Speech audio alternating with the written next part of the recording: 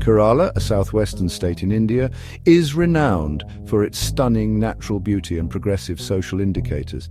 It boasts the highest literacy rate in the country and has made significant strides in healthcare and social welfare. Kerala's achievements in human development have often been lauded as a model for other states to emulate. However, beneath this veneer of progress lies a deeply ingrained social hierarchy, the caste system.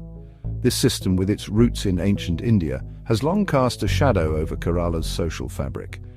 While less overt than in other parts of the country, caste continues to influence social interactions, economic opportunities, and access to power. This essay delves into the history of caste in Kerala, tracing its evolution from ancient times to the present day. We'll explore the arrival of Brahmanical influence, the dominance of the Nambudiri Brahmins, and the struggles of lower castes for social mobility. Finally, we'll examine the ongoing challenges posed by caste in contemporary Kerala and the importance of sustained efforts to dismantle this discriminatory system. Reconstructing the social structure of ancient Kerala prior to the 9th century AD is challenging due to limited historical records. However, some scholars suggest that early inhabitants, including megalithic builders and those of Proto-Australoid and Negrito descent, may have had more fluid social roles. The Dravidian practices, which predated the arrival of Brahmanism, are believed to have lacked rigid caste hierarchies. The Sangam period from the 1st to 5th centuries AD, marked by the rule of the Chera dynasty, provides glimpses into Kerala's early social organization. Interestingly, Kerala's long history of spice trade, dating back to the 3rd millennium BCE, fostered cultural exchange with diverse communities, including Christians, Jews, and Muslims. This suggests a relatively open society in ancient times where interactions with people from different backgrounds were commonplace. The presence of these religions from an early period challenges the notion of a monolithic and unchanging caste system in Kerala's history. From around the 3rd century BC, a profound transformation began to sweep across Kerala with the influx of Aryan and Brahmin migrants. These migrations brought with them not just people, but also a new set of beliefs, values, and social order Brahmanism. This ideology, rooted in the Vedas and other Hindu scriptures, introduced the concept of a fourfold social hierarchy with Brahmins, priests and scholars at the apex, followed by Kshatriyas, warriors and rulers, Vaishyas, merchants and traders, and Shudras, laborers and artisans. Rulers, eager to legitimize their power and embrace a more refined culture, actively encouraged Brahmin settlements. Land grants and royal patronage further solidified the Brahmins' position within Kerala society.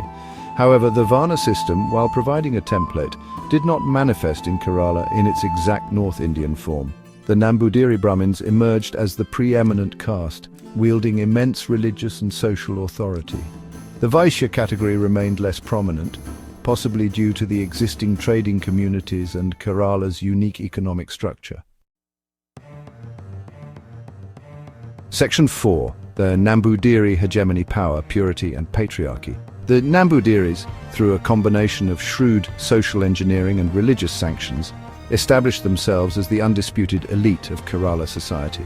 They gained control over vast tracts of land, effectively becoming feudal landlords. Temples, the epicenters of religious and social life, came under their dominion, further solidifying their power and influence. The Nambudiris practiced strict endogamy, marrying only within their own small circle, thereby consolidating their social and economic capital. Primogeniture, the system of inheritance by the eldest son, ensured the concentration of wealth and power within a select few families. Furthermore, the practice of a form of hypergamous alliance, where Nambudiri men could have relationships with women from Nair or warrior caste families, allowed them to extend their influence beyond their own caste. The Nambudiris also enforced strict rules of purity and pollution, which had far-reaching consequences for lower castes. Concepts of ritual pollution relegated lower castes, such as the Ejavas, who were toddy tappers, and Dalits, formerly known as untouchables, to the margins of society. They faced severe discrimination, denied access to public spaces, temples, and even basic human dignity. Hereditary slavery became entrenched, further solidifying the Nambudiris' dominance and perpetuating the oppression of marginalized communities. Section 5. Navigating social mobility, a complex tapestry. Within the rigid framework of the caste system, social mobility was a near impossible feat. However, certain avenues, albeit limited, did exist. Sanskritization, the process of emulating upper caste customs and rituals, offered a path, albeit often superficial, for lower castes to elevate their social standing. By adopting the language, rituals and practices of the upper castes, some groups could aspire for a higher position within the hierarchy. Military prowess also provided a route to social mobility. The Nayars, through their martial skills and allegiance to local rulers, commanded respect and influence despite their ritual ranking below the Brahmins. Religious conversion presented another, albeit complex, pathway. The arrival of Christianity and Islam offered an escape from the Brahmanical social order. Converts, in theory, were considered equal within their new faith, regardless of their previous caste identity. However, converting to escape caste did not always guarantee complete liberation from social stigma. Old prejudices often persisted, and new forms of discrimination emerged within these religious communities. Furthermore, the emergence of new or castes and subcastes based on occupational specialization and evolving social dynamics added further layers of complexity to Kerala's social fabric.